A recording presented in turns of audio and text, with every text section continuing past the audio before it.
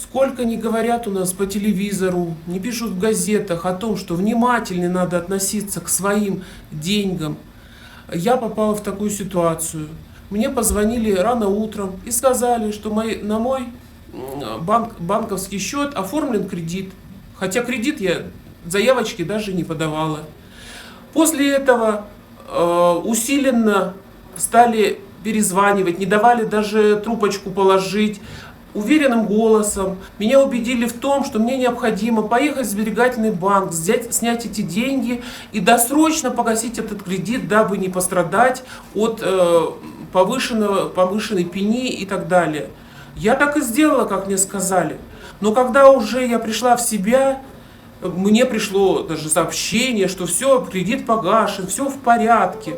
Мне высылали часть документов с печатями, как бы все официально. Единственное, что было не так, это не был номер 900, как Сбербанк. Это были другие разные номера, 5 номеров различные этой.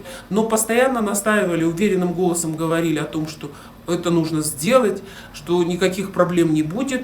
И когда уже я, очнувшись от этого гипноза, будем говорить так, начала смотреть печати, которые мне выслали, смотреть номера телефонов, проверять в интернете, откуда же все-таки мне звонили. Выяснилось, что это мошенники. Будьте внимательны, берегите свои деньги, берегите свои средства, берегите своих родных, чтобы не попасть в такую же ситуацию, как я.